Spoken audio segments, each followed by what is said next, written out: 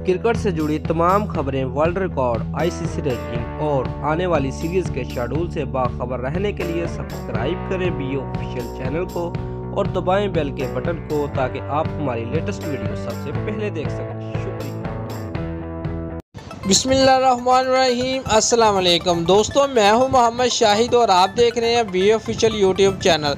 दोस्तों, वीडियो को लाइक करने के साथ साथ अपने दोस्तों को व्हाट्सएप और फेसबुक पर भी लाजमी शेयर कीजिए और नीचे कमेंट में पाकिस्तान जिंदाबाद, पाक फौज पाइंदाबाद भी लाजमी लिखें।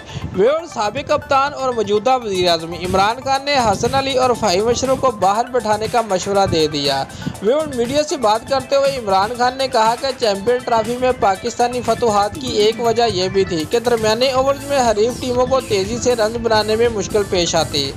शादाब खान का भी अहम किरदार अदा होता था, लेकिन उनकी जगह खेलने वाले यासिर शाह ने सख्त मायूस किया। हसन अली और फ़हीम अशरफ भी रन रोकने में नाकाम रहे। उन्होंने कहा कि जोस बटलर को महदूद रखने में कामयाबी होती तो ग्रीन शर्ट को इतने बड़े हदों का ताक़ब न करना पड़ता। फ़हीम अशरफ की बॉलिंग बिल्कुल बेजान नज़र आ रही है।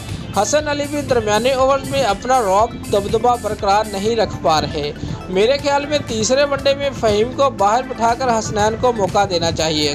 चौथे वनडे में वे नौजवान पेसर को तजर्बा कम लेकिन कम से कम अपनी बरक रफ्तारी से बैट्समैनों के लिए परेशानी का बायस बन सकते हैं।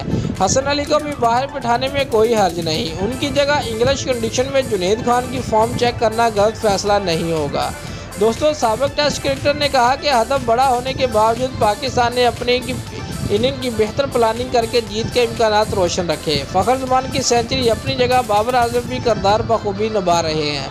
दोस्तों, अगर आपको हमारी ये वीडियो पसंद आई है तो लाइक और कमेंट लाजमी करें और हमारे चैनल को सब्सक्राइब करना मत भूलिए। शुक्रिया।